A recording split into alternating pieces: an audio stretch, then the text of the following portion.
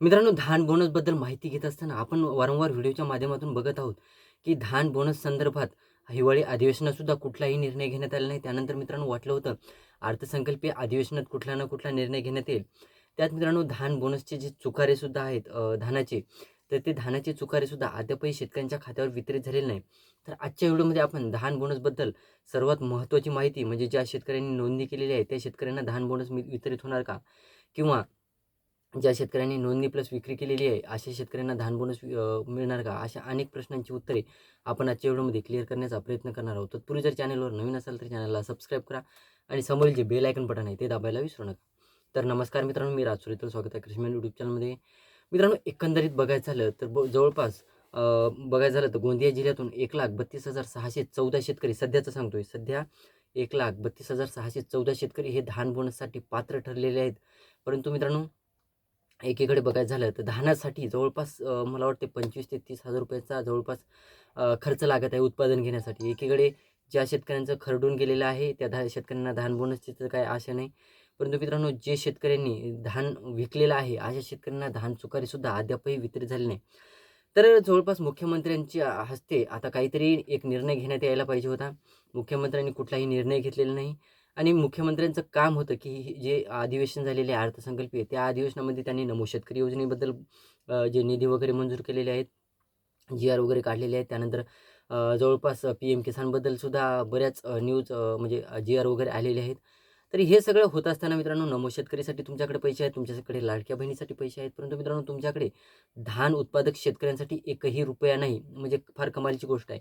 आता बघा ना, गोंदिया, भंडारा, त्यानंतर चंद्रपूर, गडचिरोली, त्यानंतर नागपूर काही भाग, पालघर वगैरे, ठाणे या ठिकाणी मित्रांनो जवळपास धानाचं उत्पादन घेतलं जातं. परंतु या धान उत्पादक शेतकऱ्यांना कोणत्याही प्रकारचं आता पीक विमा जरी पीक विमा सांगण्यात आलेलं असलं 12 पिकांसाठी वितरित होणार आहे, तरीसुद्धा धान पिकासाठी पीक विमा सहजासहजी तर वितरित होत नाही, हे तर सर्वांना माहिती आहे.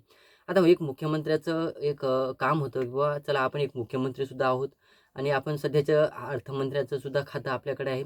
मग देवेंद्र फडणवीस यांनी एक विचार करायला पाहिजे होता की बाबा आपण सर्वांसाठी, सर्व शेतकऱ्यांसाठी समान निर्णय घ्यायला पाहिजे होता. आता कसं झालं माहिती आहे का?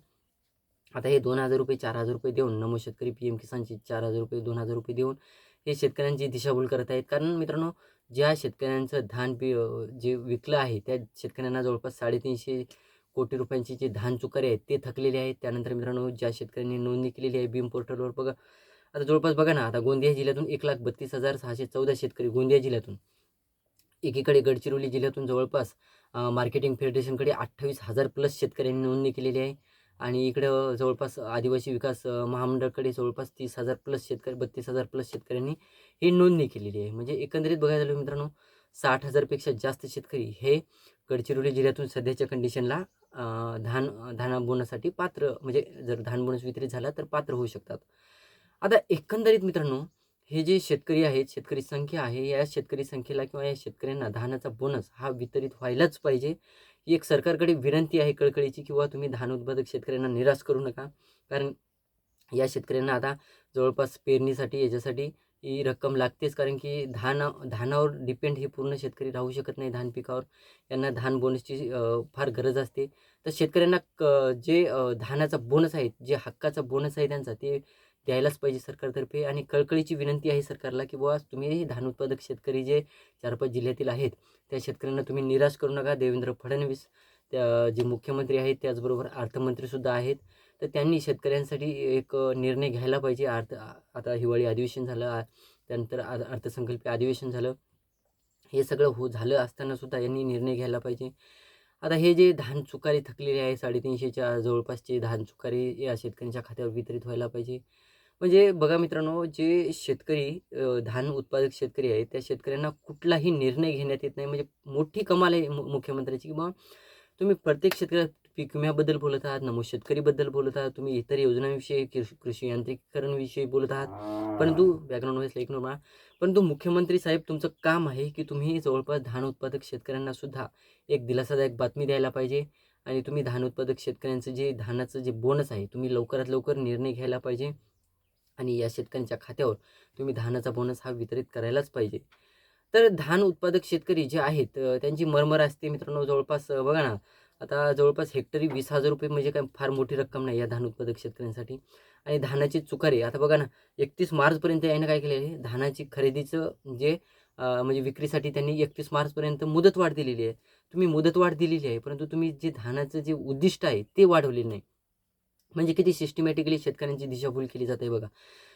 धानाचं म्हणजे बघा ना, आता 31 मार्चपर्यंत मुदतवाढ दिलेली आहे, परंतु धानाचं उद्दिष्ट यांचं लिमिटेशनच संपलेलं आहे. तर मग उद्दिष्ट वाढवून करायचं काय? शेतकऱ्यांचं धान पीक हे जवळपास घरामध्ये सडत आहे. त्यानंतर काही शेतकऱ्यांचं जे धान केंद्राच्या बाहेर हे धानाचं जे पीक आहे, जे धान उत्पादन आहे ते जवळपास तिथे पडून आहे. म्हणजे शेतकरी एक वाट बघत आहेत, हे उद्दिष्ट वाढवतील किंवा काहीतरी निर्णय घेतील, धान बोनसचा निर्णय. आता बीम पोर्टलवर बऱ्याच शेतकऱ्यांनी बघा ना, 28 गडचिरोली जिल्ह्यातून मार्केटिंग फेडरेशनकडे बीम पोर्टलवर जवळपास 28,000 प्लस शेतकरी, इकडं 32,000 प्लस शेतकरी आदिवासी विकास मंडळकडे, आणि इकडं एक गोंदिया जिल्ह्यातून जवळपास 1,32,614 शेतकरी पात्र आहेत बोनससाठी. म्हणजे शेतकरी संख्या मोठी भरमसाठ होत चाललेली आहे, परंतु यांच्या बोनससाठी कुठलाही निर्णय घेण्यात येत नाही.